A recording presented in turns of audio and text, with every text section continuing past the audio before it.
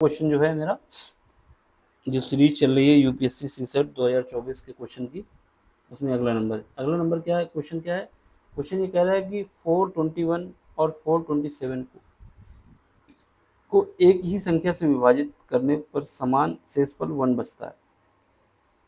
समान शेषफल 1 प्राप्त करने के लिए कितनी यहाँ पे है मात्रा, ये यहाँ पे आ गई है तो समझ लेना। संख्याओं को भाजक के रूप में उपयोग किया जा सकता है। देखो एक कॉन्सेप्ट ये है कि जो रिमाइंडर शेष बचता है उसको पहले घटा दिया जाए, फिर जो हमारे पास नंबर आया है उसका एचसीएफ निकाल लो और उसका फैक्टर निकाल दो, वही हमारा आंसर होगा, है ना। तो इसमें पूछा है कितने यूज होंगे, तो यानी एचसीएफ नहीं निकालना, एचसीएफ निकालने के बाद उसके जो फैक्टर हैं जो यूज होंगे वो निकालना है हमको, ठीक। तो इसमें देख लो।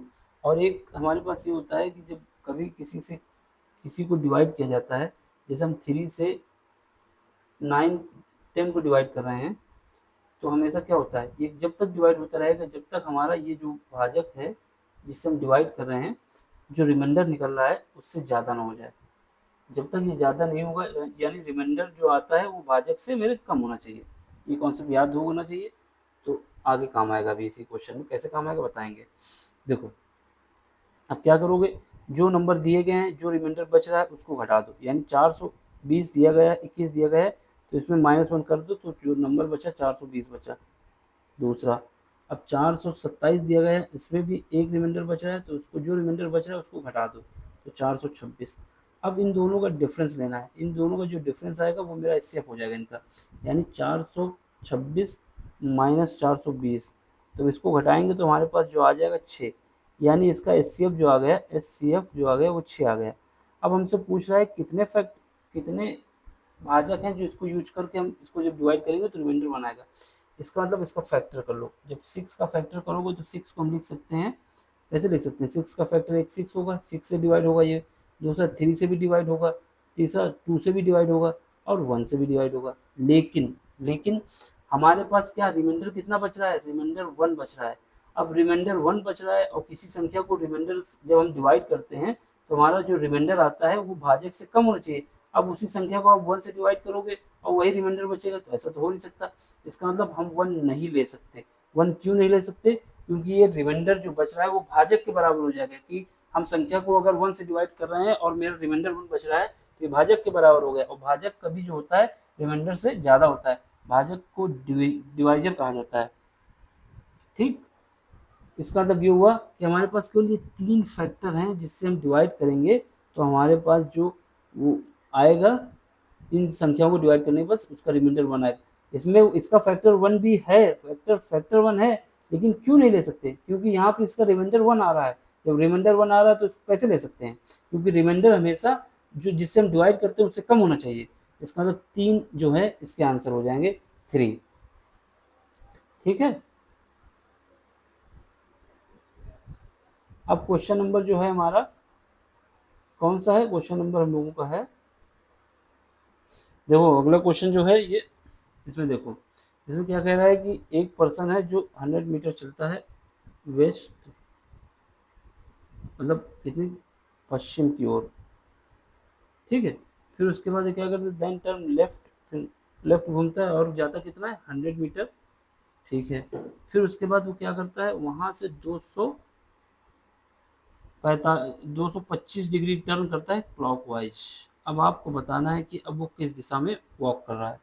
देखो पहले तो हमको ये पता होना चाहिए कि जब कोई एंगल बनता है, जैसे ये लाइन है हमारे पास, तो जब यहाँ से हम स्टार्ट करेंगे, जैसे यहाँ से हम स्टार्ट करेंगे तो ये यहाँ से स्टार्ट किया तो ये एंगल जाएगा, तो ये यहाँ पर जब आएगा अपनी लाइन पे वापस मिलेगा तो ये 180 बन जाएगा, ठीक है। 180 बनेगा और इसके बाद जब हम जाएंगे तो ये 90 होता है बीच में, तो इसका मतलब आधा भाग यहाँ पे आ जाएगा। जब ये 45 हो जाएगा, और जब 180 और 45 को ऐड किया जाएगा तो ये हमारा 225 आता है। ये एंगल का कॉन्सेप्ट इतना देखो। अब इसके बाद क्या है, अब आदमी को देखो क्या कर रहा है, कैसे चल रहा है, देख लो। पहले तो बताया कि आदमी जो है,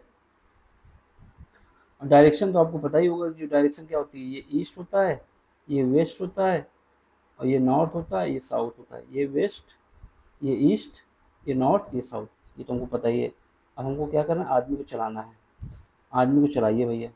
आदमी जो यहाँ से स्टार्ट किया, आदमी को बोला जा रहा है कि यहाँ पे आदमी स्टार्ट करा, वो गया कितने 100 मीटर जो गया। एक मिनट सीधी लाइन खींच दें तो कहेंगे सर को तो पता ही नहीं सीधी लाइन क्या होती है।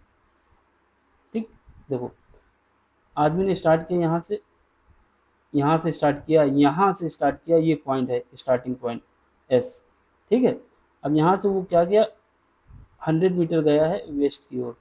वेस्ट ये होता है क्योंकि ईस्ट हमारा इस तरफ है, तो यहाँ से जब स्टार्ट हुआ तो ये गया वेस्ट की ओर, हमने एरो बता दिया, इसका मतलब ये इस तरफ जा रहा है। अब इसके बाद जब ऐसे जा रहा है, तो जब कोई व्यक्ति ऐसे जाता है इस तरफ, ऐसे चलेगा इस तरफ की ओर, तो उसका जो राइट होता है वो ऊपर की ओर होता है, और जो लेफ्ट होता है वो नीचे की ओर होता है। ठीक है, अब कह रहा है कि 100 मीटर जाने के बाद वो क्या करता है, वो 100 मीटर गया, फिर बाईं ओर, बाईं ओर मतलब वो क्या, लेफ्ट, 100 मीटर के बाद लेफ्ट बाईं ओर, ऊपर जो होता है राइट यानी दायां, और जो नीचे होता है वो बाईं ओर, यानी वो क्या है 100 मीटर मुड़ेगा। कैसे मुड़ेगा, बाईं ओर, बाईं ओर का मतलब लेफ्ट साइड, लेफ्ट साइड का मतलब हुआ, जैसे कौन सा कलम ले लें, ये ले लें, लेफ्ट साइड का मतलब ये नीचे की ओर आएगा। क्यों आएगा, क्योंकि इसका लेफ्ट नीचे होता है, तो ये लेफ्ट नीचे हो, ये 100 मीटर आया, ये यहाँ पे आ गया। अब वो 100 मीटर पे गया, यहाँ से ये 100 मीटर आ गया। अब उसके बाद ये कह रहा है कि ये जो है घड़ी की दिशा में यानी क्लॉकवाइज डायरेक्शन में घूमता है 225 डिग्री। 225 डिग्री का मतलब क्लॉकवाइज, क्लॉक कैसे चलती है, क्लॉक ऐसे चलती है ना, ये हमारी घड़ी चलती है। घड़ी की डायरेक्शन क्या होती है, ये तो होती नहीं, ये एंटी क्लॉकवाइज है, क्लॉक हमेशा ऐसे चलती है, ये क्लॉकवाइज है। इसका मतलब ये आदमी जो है यहाँ से क्या करेगा, घड़ी की दिशा में, घड़ी की दिशा में ऐसे नहीं जाएगा, अपोजिट हो जाएगा, ऐसे जाएगा, ऐसे जाएगा। तो इसको कलर चेंज कर दे तो दिखा दें घड़ी घूम रही है हमारी। तो जब यहाँ से आया, यहाँ पे पहुँच गया, यहाँ पे है, अब यहाँ से घूमेगा तो कितना घूमना है, 225। तो हमने बताया जब यहाँ से घूमेगा स्टार्टिंग में, तो यहाँ से घूमेगा तो यहाँ पे पहुँचेगा, यहाँ पहुँचेगा तो 180 कवर कर लेगा, 180 कवर कर लेगा। अब यहाँ पे हम डॉट डॉट करके दिखा दें, यहाँ पे ऐसे दिखा दें, तो इसका मतलब यहाँ से इसको 40 ये वाली लाइन पे आना पड़ेगा, क्योंकि इसके बीच का एंगल कितना है, ये 45 बनेगा। इसका मतलब इसको और यहाँ पे आना पड़ेगा, ऐसे ये घूम के 180 तो उसने कवर कर लिया। दिखा देते हैं इसका, जैसे 180 तो इसने ऐसे कवर कर लिया, यहाँ पे आ गया। अब इसके बाद इसको यहाँ पर भी आना पड़ेगा, क्योंकि 45 डिग्री और चलना है। जब 45 डिग्री और चलेगा तो ये व्यक्ति यहाँ आ जाएगा, ये पोजीशन हो गई। अब जब ये पोजीशन आ गई तो अब इसके बाद क्या है, अब इधर चलना पड़ेगा ना इसको, ये डायरेक्शन। अब ये डायरेक्शन क्या हो सकती है, अब इसको हम ऐसे खींच लें डॉट डॉट करके, और इसको ऐसे कर लें, तो ये क्या होती है, ईस्ट होती है, और इस तरफ वाली क्या होती है, वेस्ट होती है, और ऊपर की क्या होती है, नॉर्थ होती है, और नीचे की क्या होती है, साउथ होती है, इसके रेफरेंस में। तो क्या हो गया मेरा, ये कौन सी डायरेक्शन में अब जा रहा है व्यक्ति, ये व्यक्ति जो जा रहा है नॉर्थ ईस्ट, ये नॉर्थ ईस्ट है। ठीक है, तो नॉर्थ ईस्ट मेरा ऑप्शन आ जाएगा। क्वेश्चन ये भी हो गया। अब क्वेश्चन जो मेरा बचा है देख लें, क्वेश्चन नंबर ये रहा, क्वेश्चन नंबर इसको देख लो, इसके बाद जो आगे क्वेश्चन है उसको देखो। क्वेश्चन जो है हमारा ये अगला क्वेश्चन है, इसमें कह रहा है कि आपको ये डिजिट दी गई है, डिजिट क्या है, ये डिजिट है 5 है, 4 है, 3 है, 2 है और 1 है। ठीक है, अब इसमें आपको क्या करना है, in the expression 5 4 3 2 1 is chosen from, आपको प्लस माइनस मल्टीप्लाई यूज करना है। इसमें कंडीशन ये कहा है कि कोई भी हो, कोई भी साइन, या प्लस हो या फिर माइनस हो या मल्टीप्लाई हो, केवल हम दो, मैक्सिमम 2 बार यूज कर सकते हैं, मोस्ट 2 टाइम्स, मतलब 2 से ज़्यादा नहीं। एक बार यूज करें कोई बात नहीं, यूज करें तो भी कोई बात नहीं, लेकिन जो यूज करेंगे उसको 2 बार से ज़्यादा यूज नहीं कर सकते। ठीक है, अब आपको बताना है is the smallest non negative value of the expression, non negative smallest value क्या होगी। तो हमारे पास एक्सप्रेशन दिया हुआ है, अब हमारे पास क्या कंडीशन है, हम क्या करें, सबसे मिनिमम ऑप्शन मेरे पे जो देखो, जीरो भी निगेटिव नहीं होता, क्योंकि जीरो पॉजिटिव माना जाता है ना, तो जीरो हो सकता है, 1 हो सकता है, 2 हो सकता है, 3 हो सकता है। अब हम क्या करें, हमको इसका क्या करना है, स्टार की जगह ये चिन्ह यूज करने हैं, सिंबल यूज करने हैं। तो हम क्या करें, मिनिमम लाना है वैल्यू, मिनिमम वैल्यू लाना है, तो इसका मतलब हम अगर माइनस को ज़्यादा से ज़्यादा यूज कर लें तो काम हो जाएगा। अब इसके आगे तो माइनस लग नहीं सकता, क्योंकि स्टार पे ही लगना है जहाँ पे स्टार है, तो इसका मतलब एक माइनस यहाँ पे लगा दें हम, बिल्कुल सही बात है, एक माइनस यहाँ पे लगा दें, ठीक है। अब उसके बाद क्या कर सकते हैं, या तो मल्टीप्लाई लगा दें या फिर गुणा कर दें। अब देखो यहाँ पे अगर हम इसका गुणा कर दें, इसको गुणा कर देंगे तो क्या होगा, 3 दूनी 6, और इसको हम ऐड करेंगे तो कितना आएगा, 5 आएगा। और हमको मिनिमम चाहिए, तो मिनिमम चाहिए तो क्या करें, इसको हम मिनिमम कैसे ला सकते हैं, इसको हम क्या करें, प्लस ऐड कर दें, प्लस ऐड कर देंगे तो ये मिनिमम हो जाएगा। प्लस ऐड कर दें तो इसका जब ऐड करोगे तो क्या हो जाएगा ना प्लस। अब इसके बाद क्या करो, अब इन दोनों को ये प्लस लगाओगे तो ये 2 और 3 हो जाएगी। अगर 2 का मल्टीप्लाई करते हैं तो 2 1 जा 1 आ जाएगा। इसका मतलब क्या हुआ, ये 5 आ गया, ये माइनस -7 -4 -3 -7 हो गया, और ये 2 का मल्टीप्लाई हो गया तो क्या हो गया, 2 आ गया।